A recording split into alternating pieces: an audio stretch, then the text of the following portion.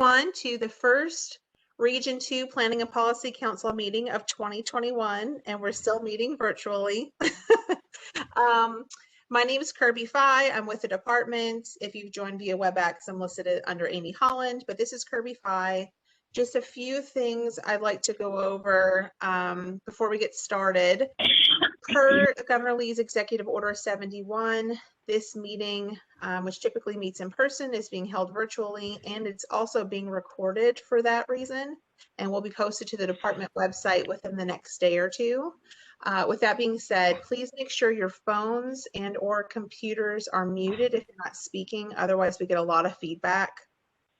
Also, if you're asking a question, presenting, making a comment, please state your name before doing so. It's really helpful with the minutes. I'm going to go ahead and go through the attendance for you all. I'll start with the individuals that joined via WebEx, and then I'll move to the individuals who have called in. And then I'll hand it over to you, Mary Nell and Amy. So like I said, my name's Kirby Fye. I'm with the department. We have Alicia Price, Allison Rose, Allie Cohn, Amanda Millsaps, Amy Delinky, Amy Olson, Avis Easley, Ben Harrington, Candace Allen. I see a Karen here, but I don't have the last name. Karen, what's your last name? Broadnax. Welcome. Daniel Ellis, Jan Cagle. Is it Gianna or Gina? Steele Mac.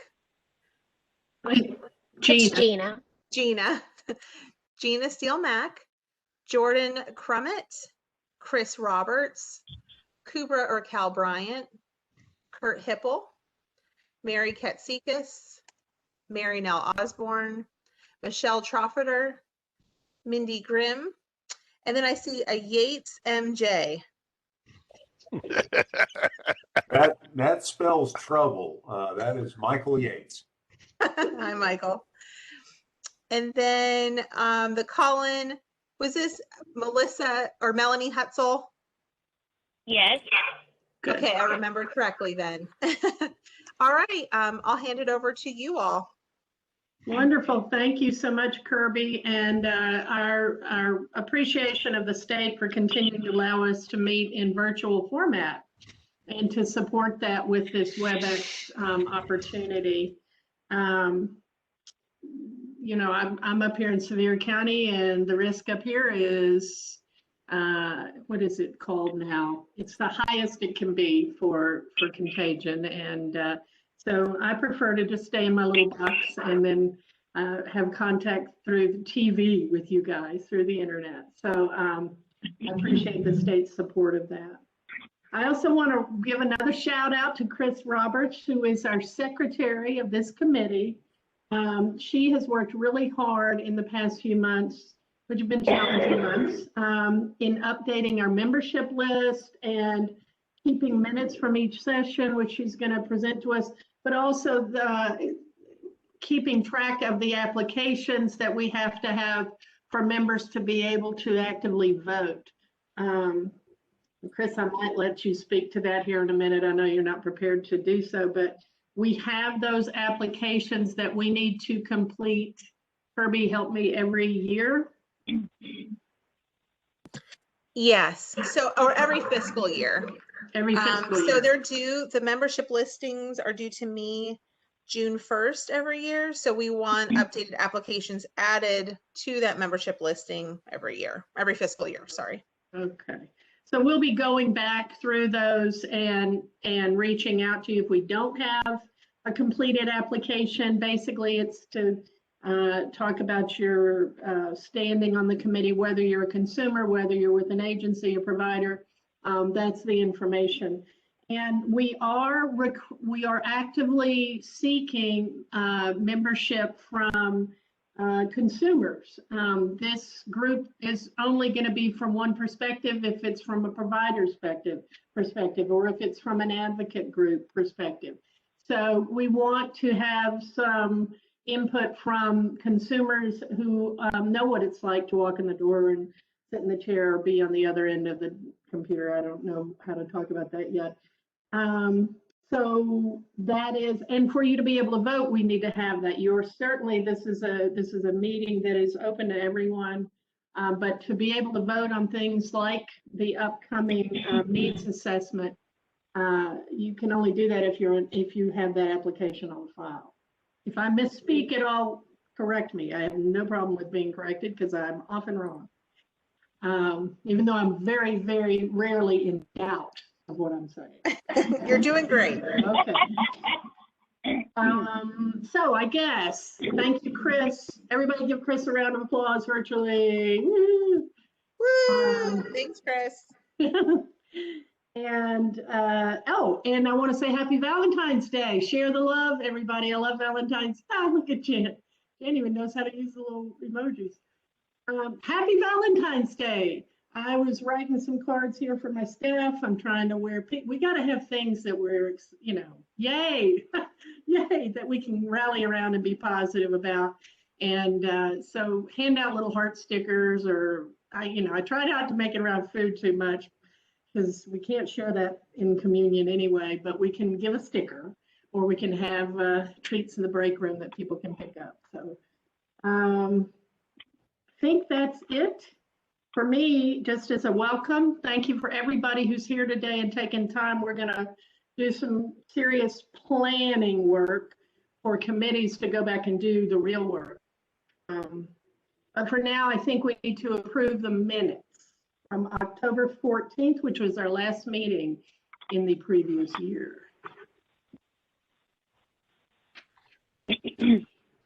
Has everybody received a copy of the minutes? Don't think so. Don't think so?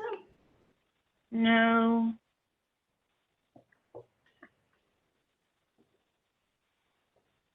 Don't think I did. I don't think I did. Who is I? Is that Melanie? Melanie, yeah. Okay, I'll get those to you, or someone can. Chris, do you have your, Ben, you're motioning to approve? Okay. And Daniel has seconded. Chris, can you send a copy of those to Melanie Hutzel? Are there any corrections? We have them as written and they have been seconded and approved. Is that correct? Okay.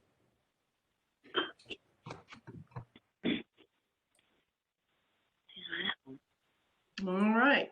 Well, moving on, we are coming up on the 2021 needs assessment.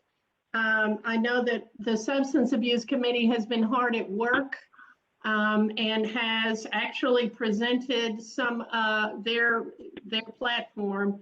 We can take a look at that if Amy can make that happen. Yeah, give me 1 second to pull that up. Okay, I'll talk a little bit about what the needs assessment is. For those of you who are not familiar, we have Substance Abuse Committee, we have an Adult Committee, we have a Children and Youth Committee, and we have a Legislative Committee. Those committees have the opportunity to identify needs in their communities about which they feel legislation could get behind, if you will. And so those are all brought here. And then we have the opportunity as a regional committee to vote on a total of 4, 2 mental health and 2 substance abuse, whether they are child and youth, whether they are adult, legislative, or whatever the 4th one is. I've already confused myself. And put those forward to the state. The state will then, state council will then review those and select what goes forward to legislation. So we're a trickle up kind of committee, but there's a lot of work and a lot of thought. These are what's on your screen now. So this is now. Yes. Sorry, I don't mean to cut you off. Okay. So just some clear. Can you hear me? Okay, sorry, my phone my computer just went black. Just for some clarification. So for the needs assessment, it doesn't go towards legislation. Those would be the legislative proposals. The needs assessments go towards the department in the development of the 3-year plan. So I just wanted to clarify that. Thank you. It's identifying the, you're right, identifying the issues around which we have concerns. The 3-year plan, if I'm correct, Kirby, where are we in the current 3-year plan? So these needs assessments that we're working on now will go towards the development of the FY22 3-year plan, which will start in June. That's usually when we start the development in June. Okay, thank you. Mm-hmm. All right, Amy, would you like to present this? Sure. So this is the worksheet that we fill out for every one of the needs that we end up submitting. We look at, of course, like Mary Nell said, 2 mental health and 2 substance use needs. This year, Gina is the chair of the substance misuse subcommittee, and the group put together their 2 needs already to submit to this group, the larger group, to be able to eventually vote on once all of the subcommittees have submitted their needs. So the first one we had last year as well, which was to increase funding for residential and detox treatment beds, specifically looking at those that are uninsured as well as underinsured. The difference with the submission this year is we included information related to COVID-19, unemployment, and lost insurance due to unemployment in some places. So attached to this document, we do have an addendum that provides a full page or 2 on the data to support this need. There's also a second proposal or second need that'll go to the larger group. Let me try to share that one. While you're doing that, Amy, I just want to comment that we do need that data. Like you said, you have an addendum page that backs up your ask, your identifying of this need. And so we do need that work.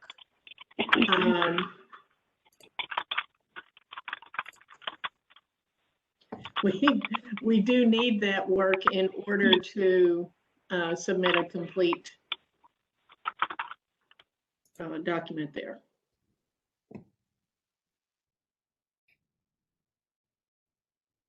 All right, that's better. Yeah. Sorry about that. So this one is related to something that the Department of Health as well as the Department of Mental Health and Substance Abuse Services are working on a bit collaboratively. I connected with Tony Jackson this morning regarding the high impact area grants that have gone out through the Department of Health, where they will fund some counties to get a system called ODMAP, which does real-time or close to real-time tracking of non-fatal and fatal overdose, as well as naloxone administration. And so we are putting the need forth to be able to have accurate data in all of the counties in the state. And so this one, we do have an attachment as well that talks about what ODMAP is and the different pieces that it would provide and why that would be important to all counties to have, as opposed to just some. Any questions on the 2 that the subcommittee put forward? Or Gina, do you have anything to add? No, I don't have anything. Just special thanks to Jordan and Michelle, who did the bulk of the legwork on those projects. Absolutely. Jordan or Gina or somebody, can you tell us where, what you found helpful in getting data, getting information to back up your needs assessment there?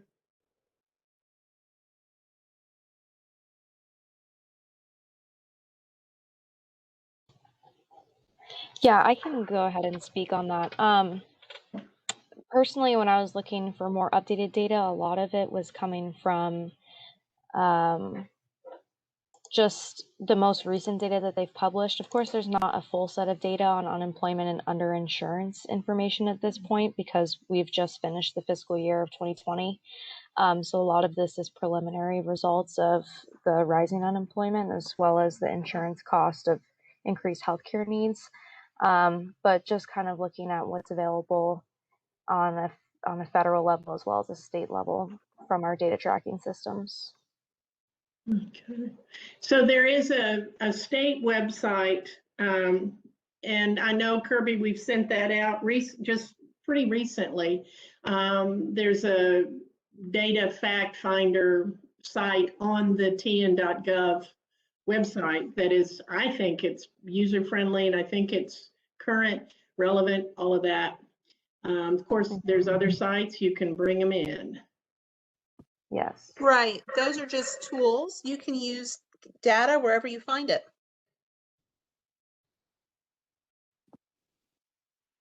Okay, so there's the Substance Abuse Committee. They're out ahead of us, I believe, and yay. So let's see. Adult Committee, Candace, would you like to talk about what the thoughts are for that committee at this point? Sure.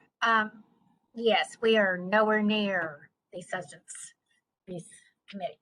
So we have talked and discussed about 3 or 4 issues. We met tomorrow and just yesterday and discussed some of the issues that we had put forth the last year that still seem to be pertinent for this year.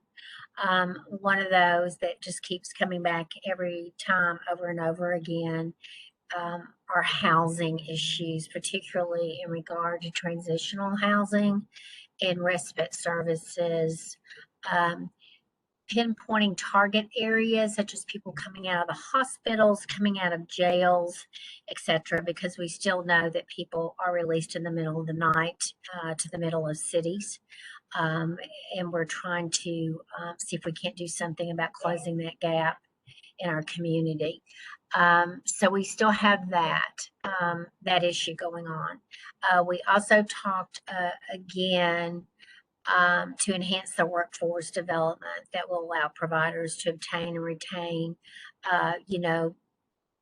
current providers that we need, licensed therapists, in order to provide effective services and meet the needs of the community, because we're not keeping up with, we think, the rest of the workforce in terms of the clinical reimbursement that we get. So we're still using that. I think we're still kind of putting that forward as well. We discussed a couple of other things, and we really want the members here to give us your thoughts as well. We talked about, is there still a need for additional psychiatric beds? That is such a layered systemic issue in our community that touches so many different pieces of the continuum. As that goes, with someone that presents in a psychiatric crisis, with people going to the emergency departments, that's not the best place for them to be. And then how they go through that process and then wind up inpatient, which can sometimes still take days. We discussed about possibly putting mental health navigators in the emergency departments, much like the success of the navigators that, are first and foremost addressing substance issues, to see if that would be helpful. Those are some of the ideas, the main ideas that we discussed yesterday. Am I missing anything, Marynell, Ben?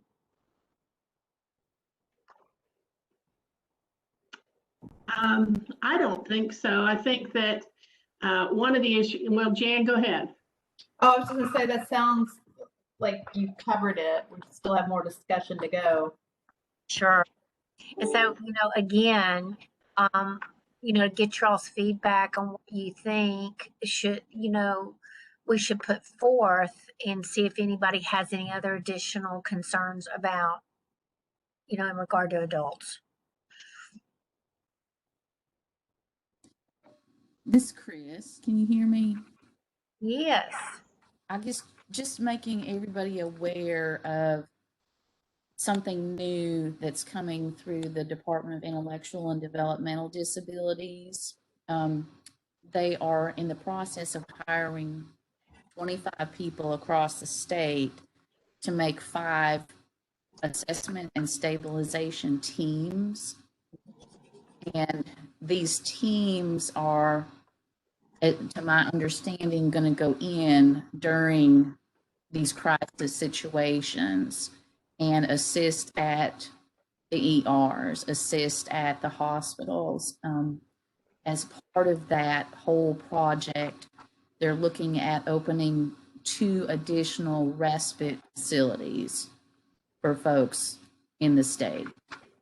One in the Chattanooga area, and I believe one in West Tennessee.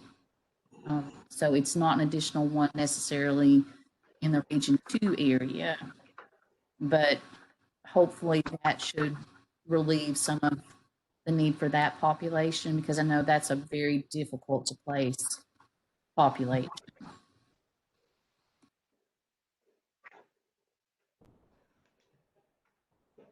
I think that's exciting. Is it a pilot or is it a permanent?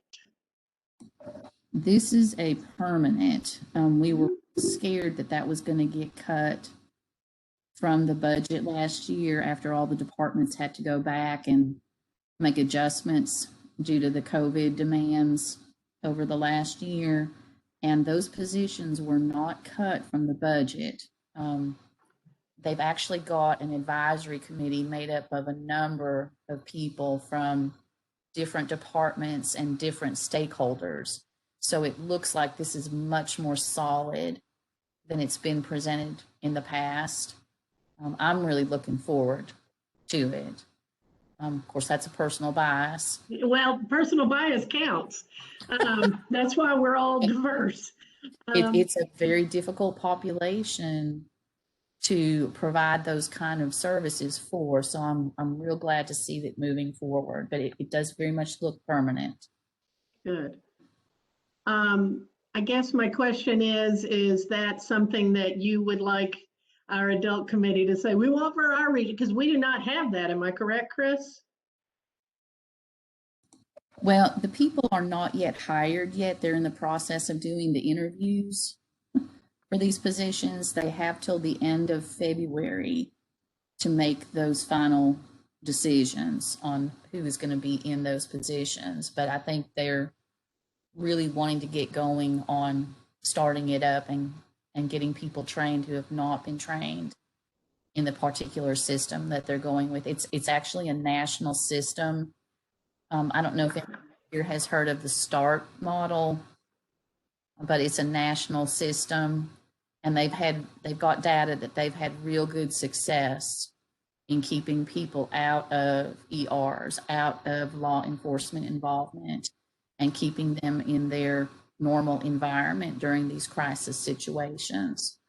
So that's the model that Tennessee is going to be following, but we've got to get all those 25 people need to be trained up in that model. But my question is, we currently do not have those kind of responders in East Tennessee at all, right? Correct. Okay, so there is a gap. There's a gap here in East Tennessee. Well, I say East Tennessee. Well, it is. You said Chattanooga and Memphis are the 2 sites? They're not yet. Not yet. Okay. Okay. Daniel, did you have any other thoughts to add to any? No, he says, okay. Thank you, though. Okay.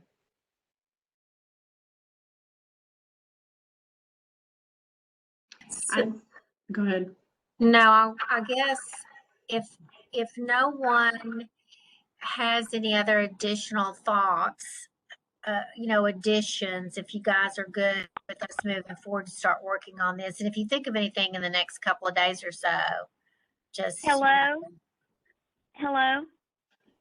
Yes, Melanie. Hi. I'm sorry. I'm having trouble with figuring out whether I'm muted or not. You're not.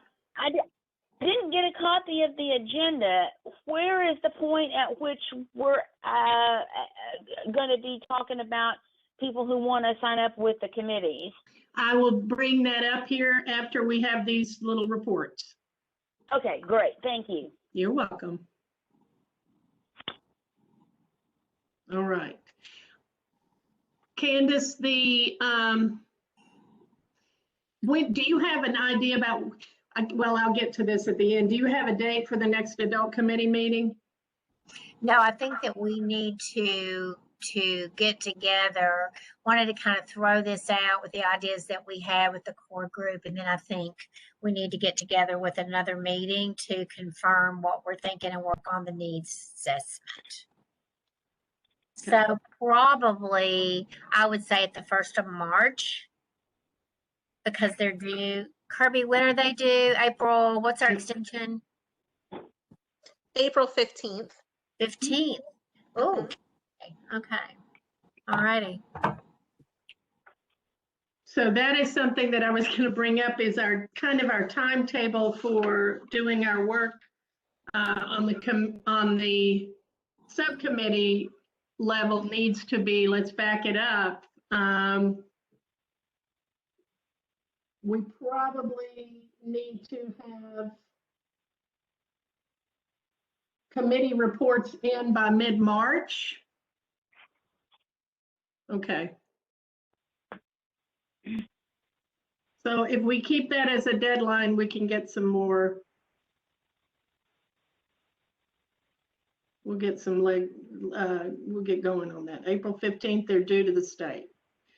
All right. Anything else for adult committee? All right, children and youth. Do we have Amy and Tammy? This is Amy. Good afternoon. Hi, Amy. Hi.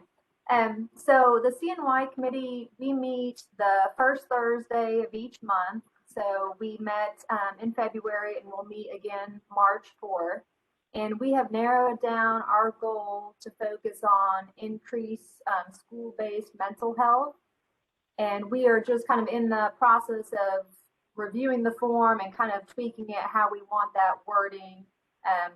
Kind of have a few different ideas floating around on how it's a kind of a big task and how we do that. But that is the goal that we have settled on. That's kind of why we went ahead and shared the Substance Abuse Committee's form, because the form and the writing for it is very different for a lot of us who write other things.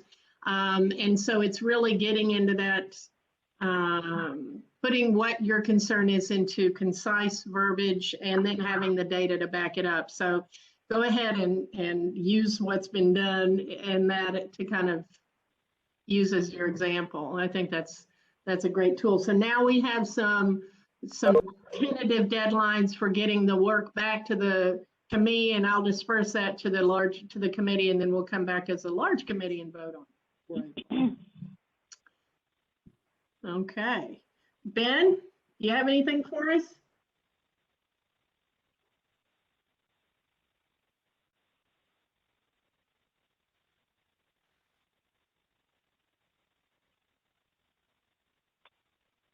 Yeah, one of my roles is obviously to remind folks of the history, of the importance of the needs assessment process. First of all, don't get all hyped up and excited and think, okay, just because we recommended it's going to happen and happen anytime soon. Sometimes it does take a while. It's sort of like moving the Titanic. It takes a while to move something in the direction you want it to go in.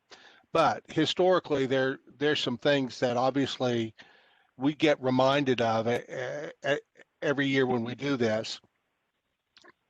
I want to point to the current budget. The current budget has in the proposal of the governor to add all sorts of money to the Creating Homes initiative. And they did it last year despite, it being a challenging fiscal year or fiscal budget projection as well. So, the initiative is real. It's something that's definitely needed. The state is committed to it.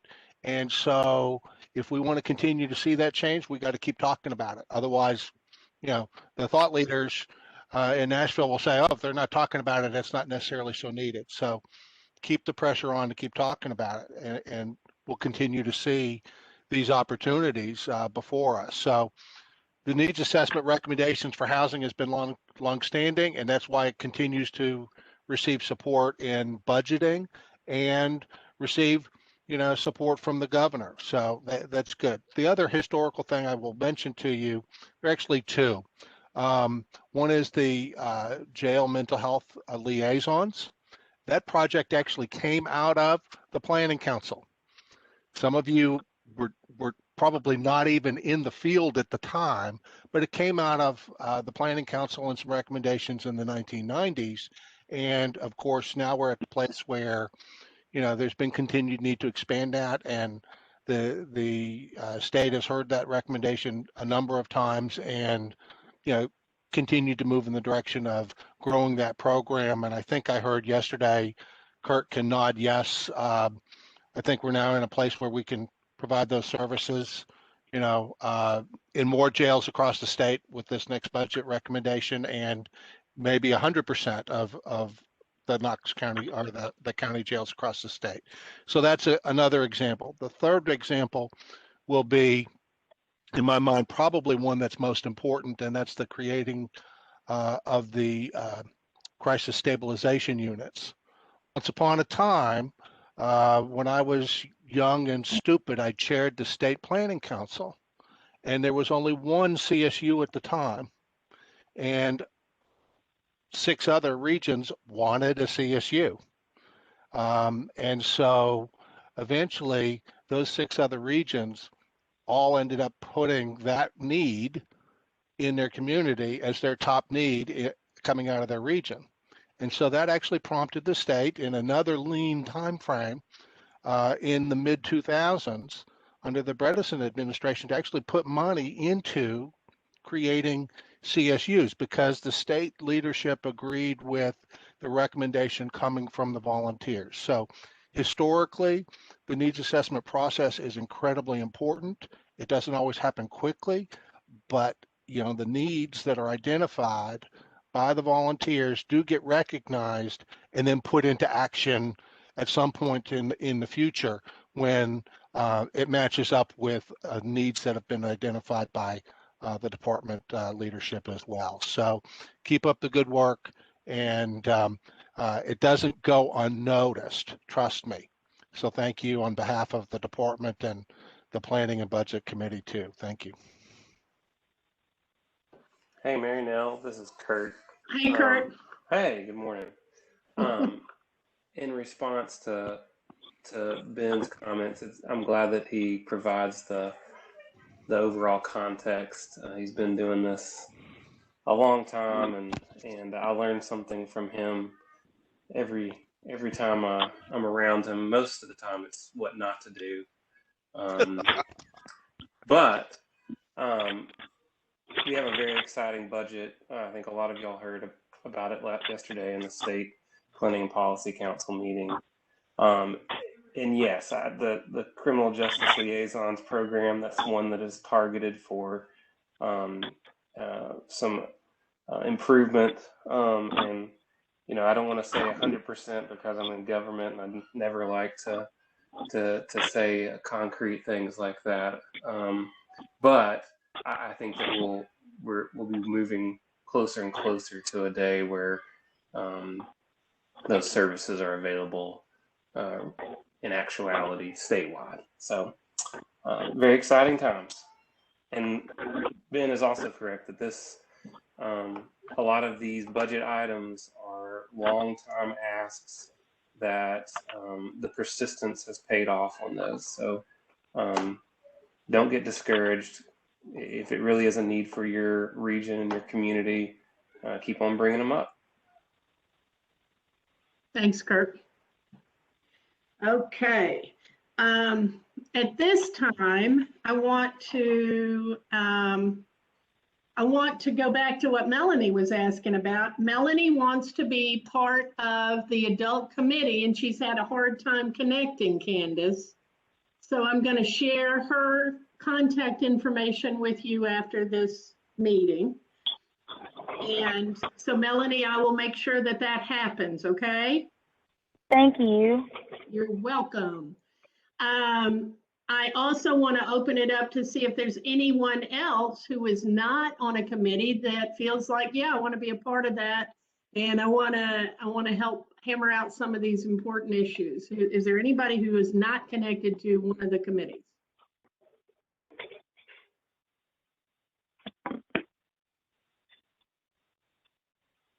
Okay. All right. As I said before, we are looking for more ways to recruit and engage consumers of services to what we're doing. So please bring a friend next time to whatever committee work you're doing. Their voices are important. Many of you know Cheryl McCormick. She is recuperating from COVID, and she has given me permission to share that. She is improving. She's not back at work, and her confinement has been since before Christmas. So it's been a long time, long road for her. So keep her in your thoughts. And any other announcements that we have or reports?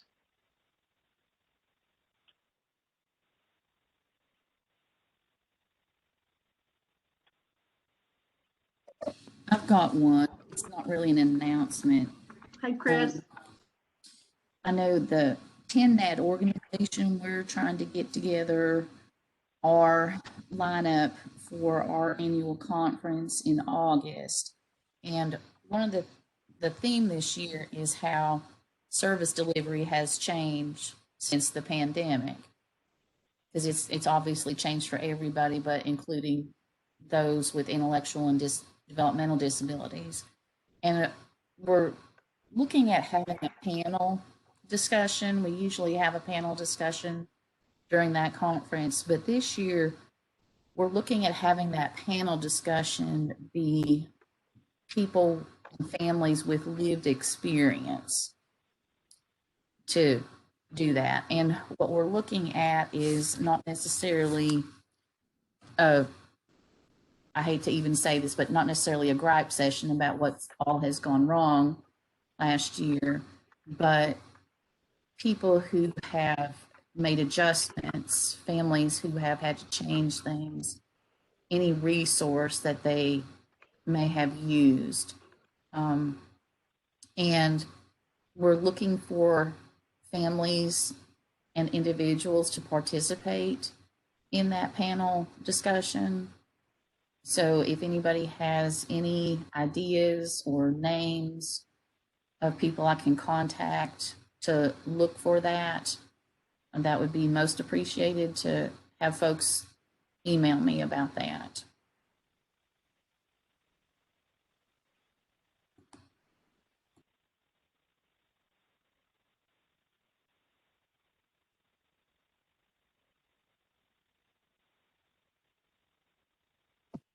Mary Nell, you're on mute. Thank you. I see you talking. I'm like, I know. Thank you for telling me, because I think, oh, I'm communicating. And it's so hard anyway, and here I go muting. I have a chat from Monty. Welcome, Monty. He's new, and he is the father of a person with developmental disabilities, and he would like to volunteer on a committee. Are there any specific committees looking for volunteers? All of our committees are looking for volunteers. And Monty, do we have your contact information? I see your name, and there it went again. I have it. Okay, Amy. And Monty, it kind of depends on what you're interested in. Adults, substance abuse, if legislative, or child and youth. So any of those, we're an open community.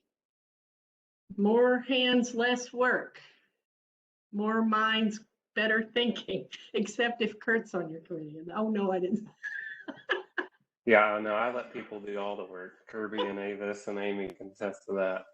You know, there's the 3 Ds of decision making, right? Yeah, right. You decide what needs to be done. you delegate it to the person who can best do it, and then you disappear.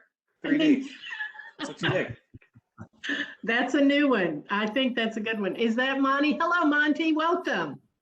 Mary, and hello to everyone. I would like to, I have a son who for a long, long time has been diagnosed with some mental disorder and also substance abuse. And actually, I found out about this particular organization through Amy, who was very helpful in getting me connected. And I would like to work on whatever where you think there's a need, but maybe legislative committee might be one that might work for me, given the time and the kind of work I do right now. I work for a large pharmaceutical company, and so I do travel quite a bit, but I can spend some time in Nashville or Knoxville, whatever we need to, so I can work on that part of it if there's a need. Okay. The man placed on my screen right above you is the fellow. We have Ben Harrington and we have Michael Yates. I'm sure they will reach out to you and bring you on board with what's going on and where we're doing some work. But you can participate in one or more. So as we come back, probably our next meeting is going to be to review the needs assessments that have been presented by each group, and then to whittle that down to what we submit by the deadline of April, which is now April 15th, tax day. Thank you. I have 2 deadlines on that day. Thanks a lot.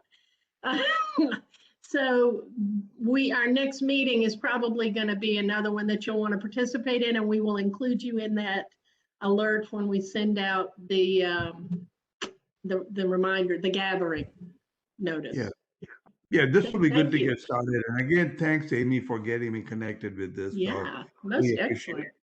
All the work that you all do. So thanks again. Our pleasure. Amy gets a sticker. All right. Other announcements or reports? Yes, Mary now. Ben? Later in the spring, we should be getting to the point where the council needs to make its legislation or legislative recommendations. So Monty, we're going to remember to add you to that work group to try to help shape some of those. But Kirby or Mary Nell, Amy, have you got a date for when those are due? So I'm not sure, Kurt, have you heard anything? I know last year it was switched to May 1st. Yeah, I think it's too early on to know. They're Okay. kind of consumed with what's going on right now. But Right. I wouldn't be surprised if they're going to try to do it similarly this year. Try to get things in early. So okay, just keep that in mind. Okay, great. Thank you. I typically send out that email in March sometime. So hopefully we'll have more information by then, Ben. All right, thank you. Mm-hmm. So there's lots of places where you can plug in and participate in important work. So welcome. Other announcements? Does anybody have any big events planned? Like, I don't know, dances and face-to-face contact? This is Mary. Oh, sorry, Kirby. No, go ahead. I just, I don't have the agenda right in front of me, so I don't know if you want me to do my report after this piece, whatever. Just tell me when you want me to. Okay, we'll do it right after this. Okay.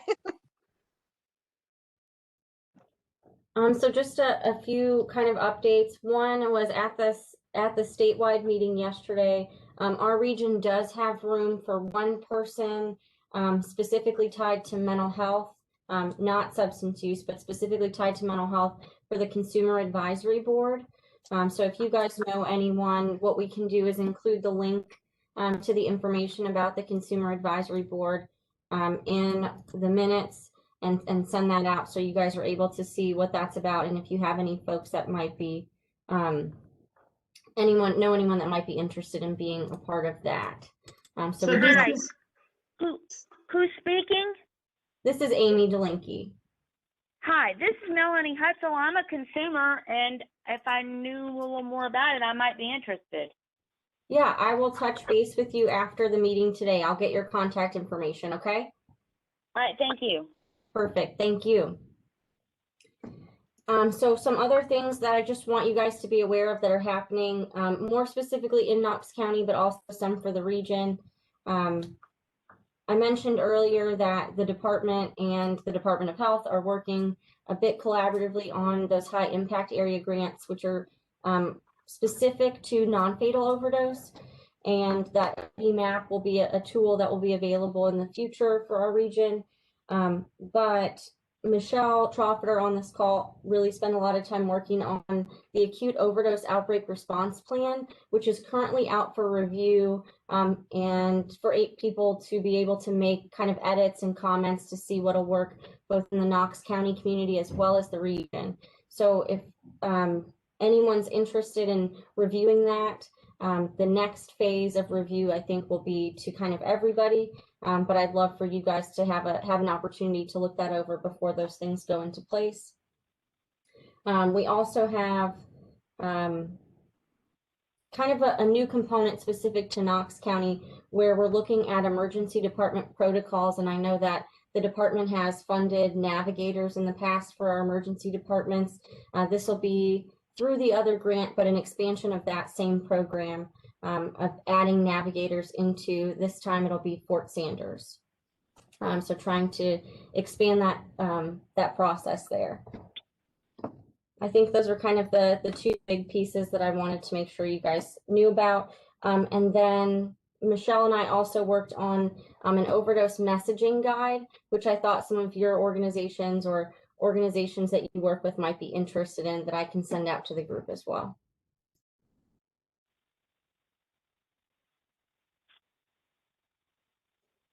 Great, thank you, Amy.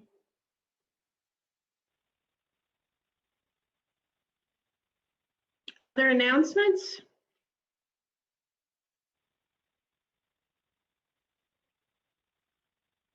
The only announcement I have is just don't forget I'm here. United Healthcare is still here to sponsor and support community events. Please reach out to me if you have any virtual events coming up, and let's see what we can do and work together. Thank you, Kubra. Hey, Mary, now I can weigh in a little bit if that's okay. Yes. Okay.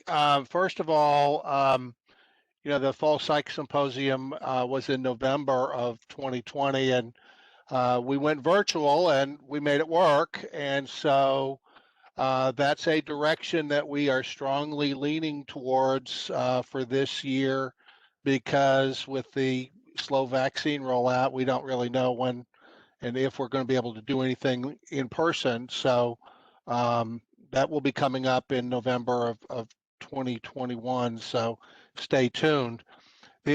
Another thing I do want to mention to you is May is Mental Health Month, and very soon I'll have access to a May is Mental Health Month toolkit, which I will share with folks, so then you can spread the love and share that outwards through your networks of coworkers and social media contacts, that sort of thing.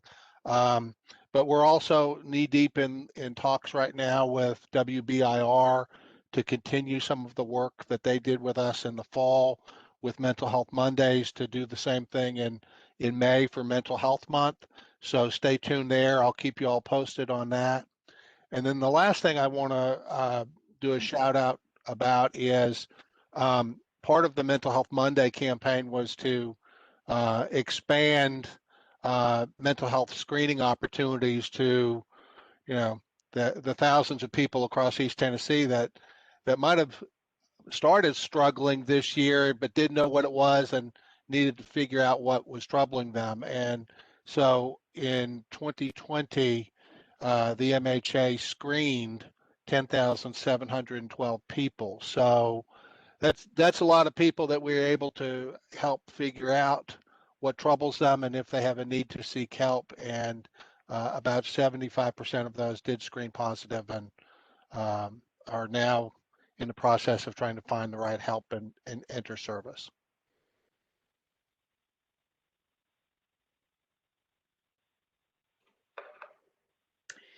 I have one announcement.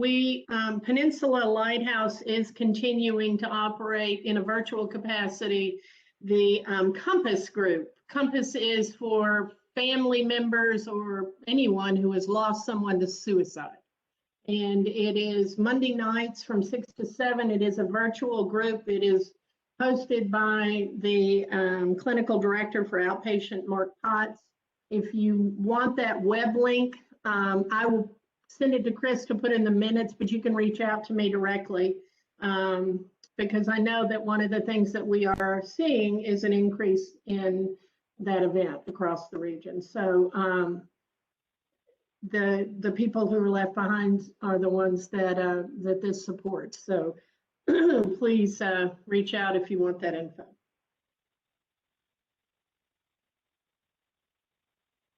Other announcements?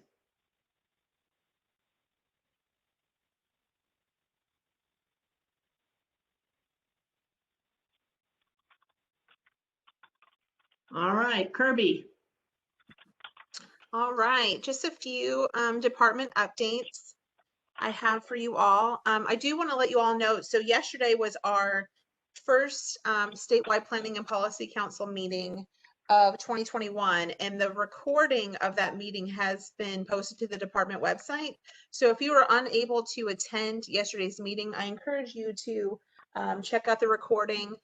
Commissioner Williams talks about the budget in the beginning of the meeting, and we have two excellent presentations, one from the Division of Mental Health Services on Children's Behavioral Health Safety Net, and one on the State Opioid Response Grant from the Division of Substance Abuse Services.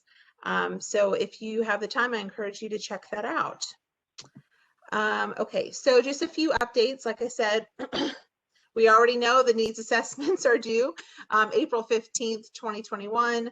As always, if you have any questions or need any assistance along the way, please don't hesitate to reach out. Sounds like you were all on a roll and have a good plan going forward. But if you need me, please don't hesitate to reach out. The FY20 joint annual reports between the Planning and Policy Councils and the department is completed, and it has been posted to the department website. I have a link to where you can access that on the department website in this update, which Chris, I'll email to you after the meeting for your minutes.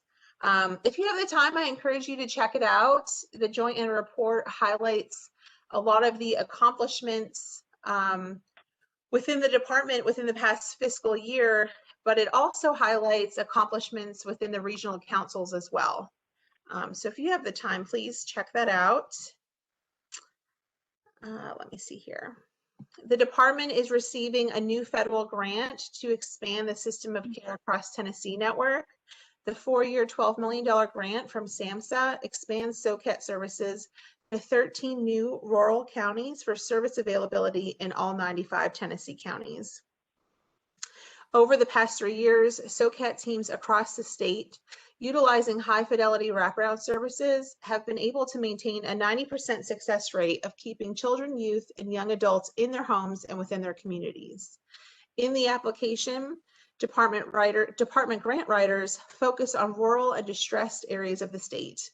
Counties receiving services under this grant include Bledsoe, Clay, Fentress, Grundy, Hancock, Hardeman, Jackson, Lake, McNairy, Morgan, Perry, Scott, and Wayne counties.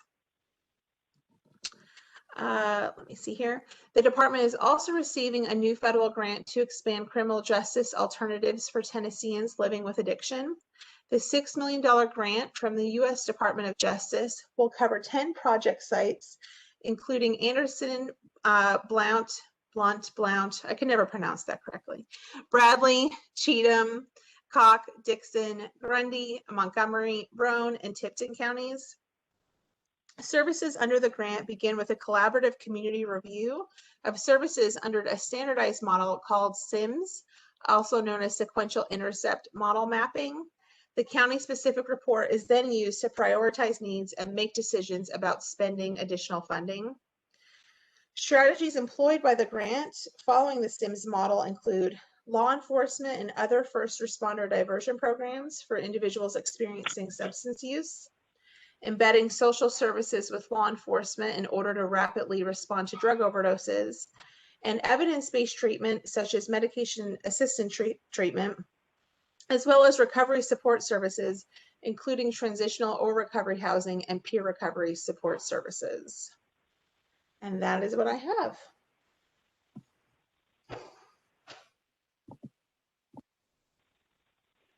Okay, we had a couple of questions on the chat. Thank you, Monty, for sending out your contact info. And Amanda Millsaps wants to be added to housing. We have not really broken down the housing committee. I think we have in the past, Ben knows the history and Candace, but roll that into the adult committee work if that's the focus for housing for adults, I'm assuming, or if it's child and youth focused, then that would be the group. And she has shared her contact info on the chat as well. Thank you, Amy, for being so young and being able to see this. And then Michael Yates says, does Valentine's and NASCAR Great American Race count as a big combo event? Yes, Michael, that would not be my thing, but okay. It's called Cupid and Cars. It's the new event. Stay tuned for it. Stay tuned. Let's see. Hey, let's go on record in the minutes that Ruth really appreciates Mr. Romantic.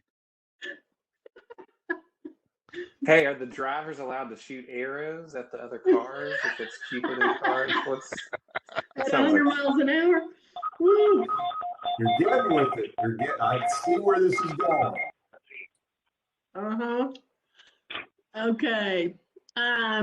Yes, we're very glad to hear about the new grants for the Department of Justice for sequential intercept mapping. That is great news. All right. So we've heard from Kirby. Are we going to hear anything else from you, Kurt? I think I've said enough. Do we have other reports? Good hearing y'all.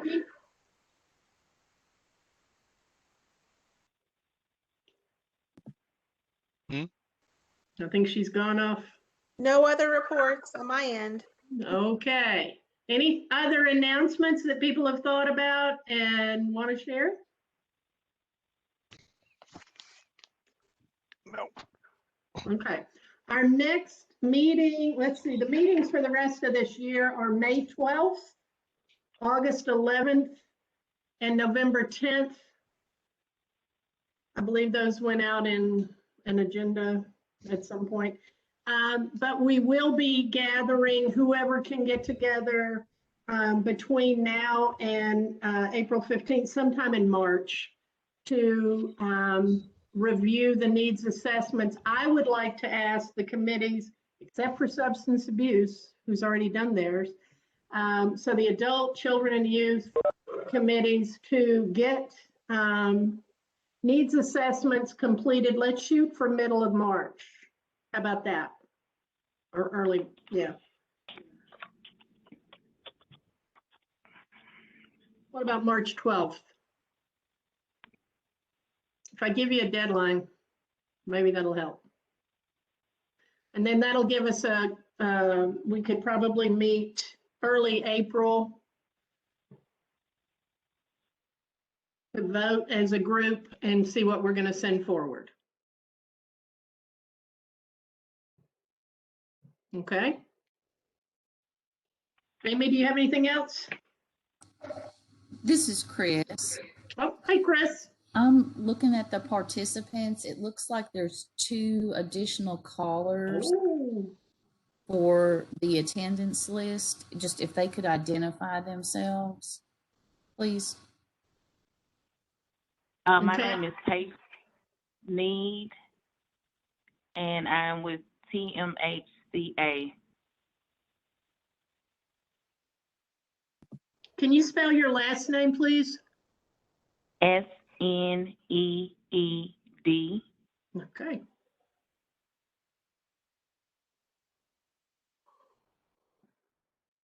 Who is call-in user 4?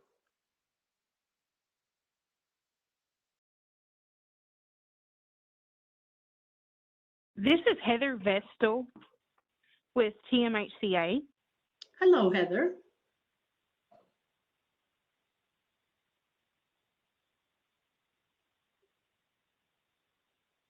Thank you, Chris.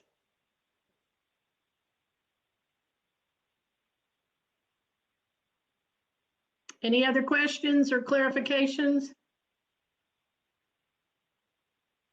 Okay, Amy, do you have anything else? All right. Would anybody like to motion that we adjourn?